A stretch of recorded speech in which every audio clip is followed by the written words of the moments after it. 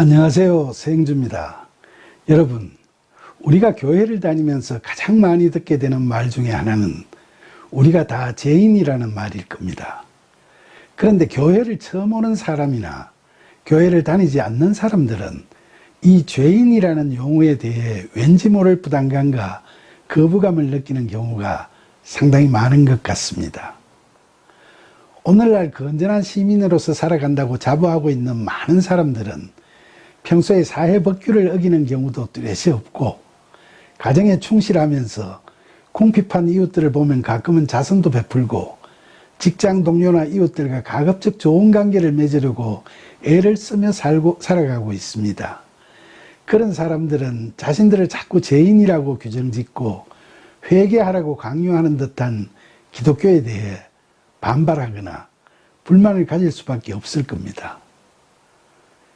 그럼 성경에서 이야기하는 죄인은 어떤 사람을 의미하는 걸까요? 이것이 세상의 법규를 위배하거나 도덕윤리에 반하는 행위를 하는 그런 사람을 의미하는 것일까요?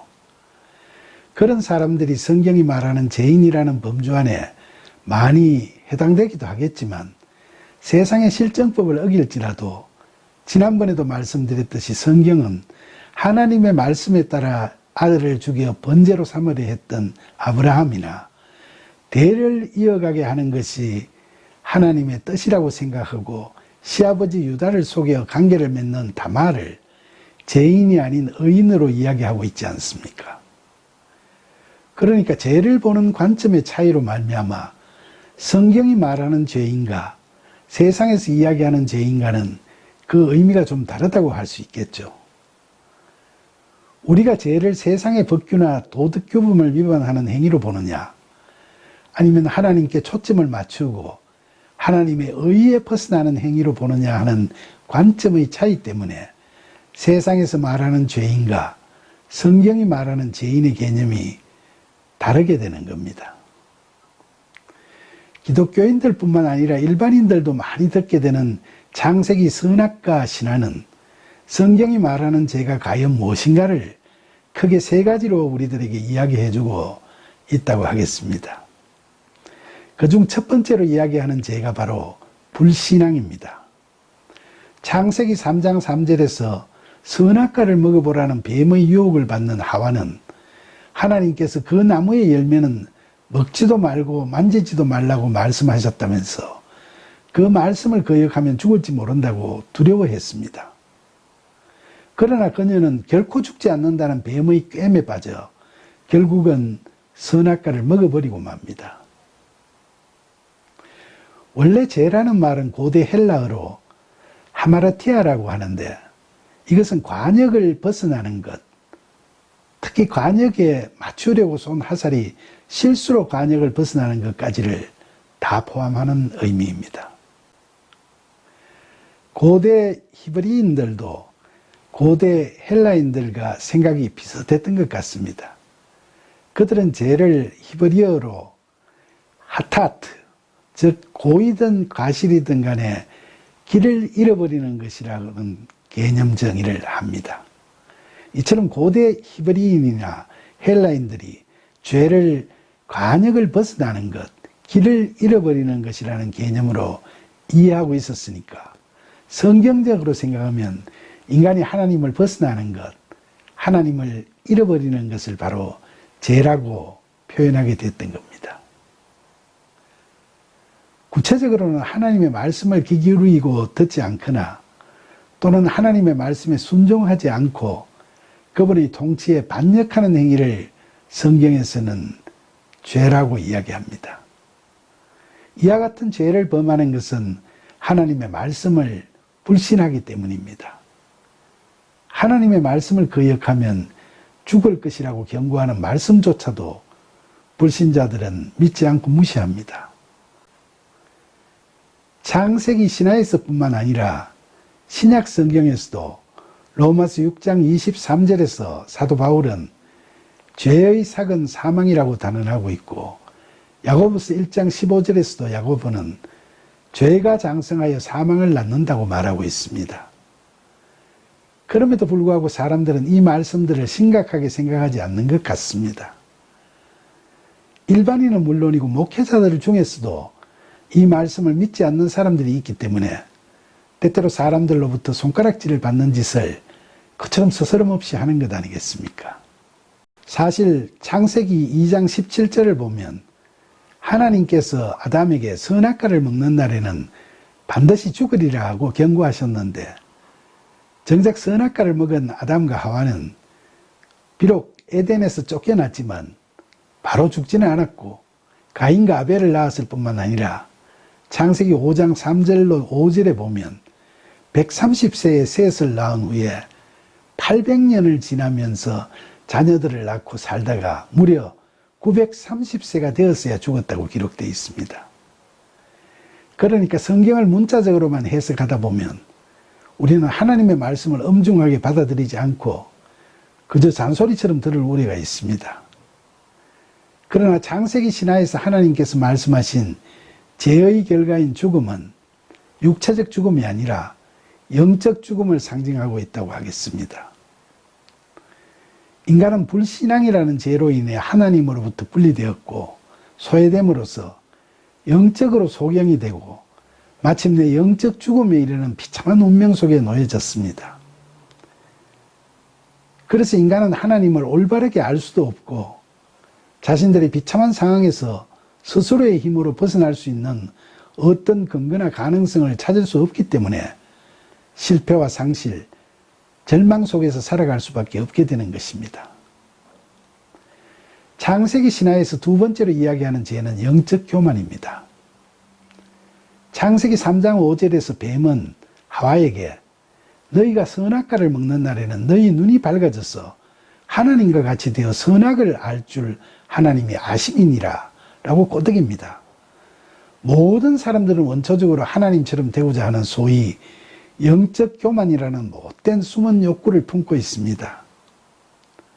자기 자신을 하나님의 자리에까지 끌어올리려는 인간의 내면의 성향, 즉 신의 영역 안으로 향하는 인간의 자기 고향의 성향은 마치 바벨탑을 쌓듯이 오늘에 이르기까지 생명공학 등 과학의 발전은 물론이고 인간 삶의 모든 분야에서 세상적인 기준과 수준을 높여가고 있습니다. 그러나 사람들이 자신들의 유한성과 연약함과 실수들과 무지와 그리고 불안정과 고독과 불안 속에서 허덕이면서도 자신의 의지와 능력만으로는 구원이 불가능함을 인정하려고 하지 않고 영적 교만에 빠져들어 하나님과 맞서고 하나님께 대항하려 하면 그 결과는 불신앙의 결과와 마찬가지로 오로지 영적 죽음에 이르게 될 뿐입니다. 창세기 신화는 뱀의 유혹에 넘어가서 선악과를 먹은 아담과 하와가 눈이 밝아져서 어떤 일을 겪는지를 이야기합니다.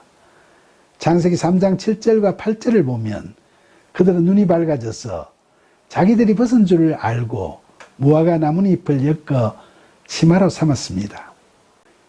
그리고 그들은 그날 바람이 불 때 동산을 그리시는 여호와 하나님의 소리를 듣고 여호와 하나님의 낯을 피하여 동산나무 사이에 숨었습니다.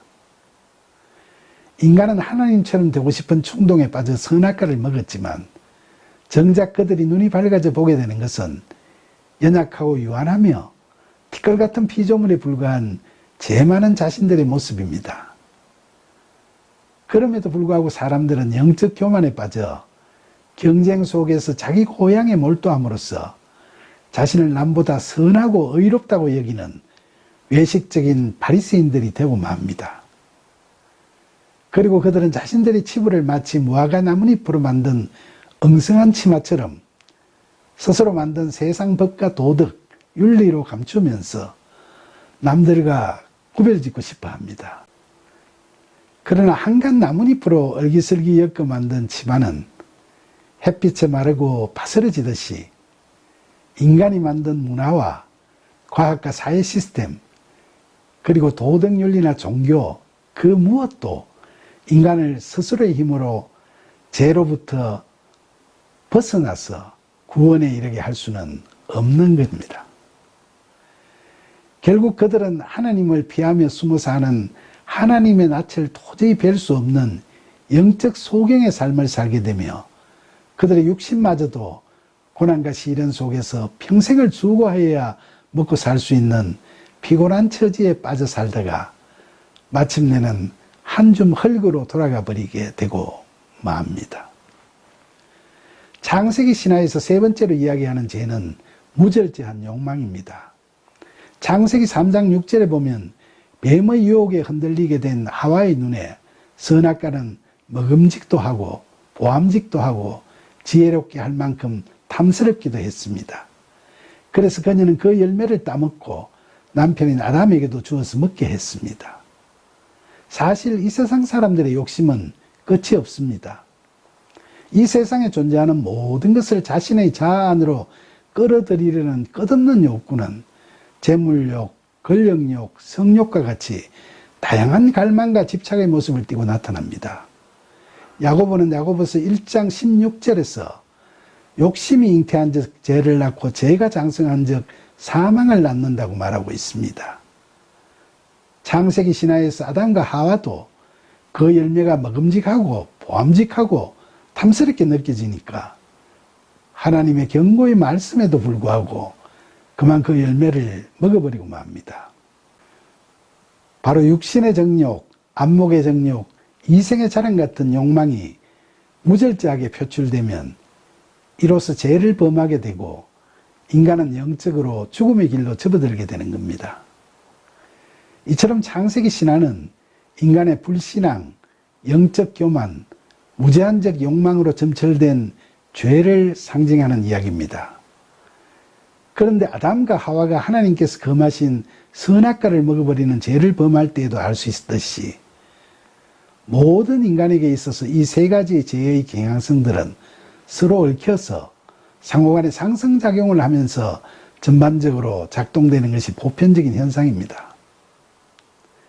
그러니까 우리가 사람은 누구라도 이처럼 죄를 범할 수 있다는 이 보편성을 인정하게 되면 왜 기독교에서 인간은 모두 죄인이라는 말을 하는지 이해가 될 겁니다.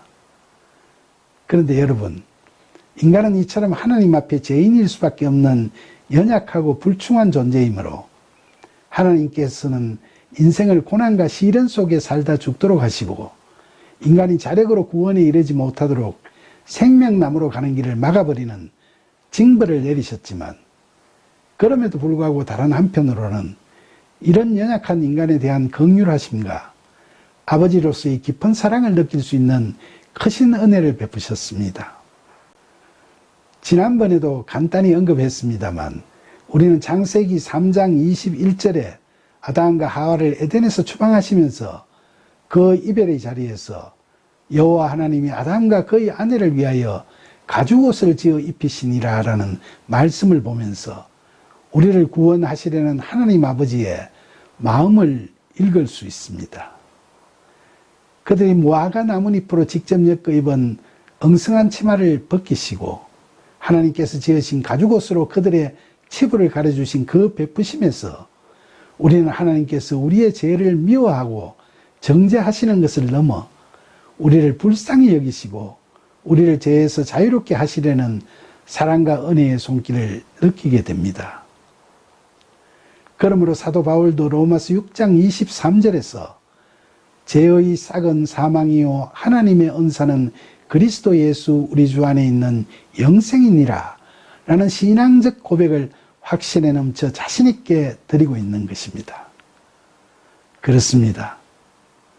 우리는 육신의 연약함으로 죄의 종이 되어 살아갈 수밖에 없으나 그러나 우리 그리스도인들은 하나님 아버지의 우리를 향하신 지극하신 사랑과 우리의 죄를 대속하시기 위해 십자가에서 죽으시고 부활하신 예수 그리스도의 한량없는 은혜에 의해 죄로부터 해방되고 성령의 이끄심에 따라 하나님의 신실한 종이 되어 거룩함에 이르는 성령의 열매를 맺어가면서 이 땅에서부터 하나님 나라의 영생의 삶을 살아가게 될 겁니다. 그러나 여러분, 아담과 하와를 추방하시면서 지어 입혀주신 그 가죽옷도 영구적인 옷은 아니지 않습니까? 하나님께서는 믿음으로 우리가 구원에 이르는 은혜를 베풀어 주셨지만 우리가 다시 이 땅에서도 실족하고 우리에게 임하신 성령이 소멸되면 우리는 또다시 죄인된 몸으로 죽음의 삶을 살아갈 수밖에 없을 것입니다. 모쪼록 우리를 죄에서 자유케 해주시는 하나님의 사랑과 은혜를 풍성히 받아 누리며 믿음으로 생명의 삶을 살아가는 저와 여러분이 되기를 간절히 소망합니다. 감사합니다.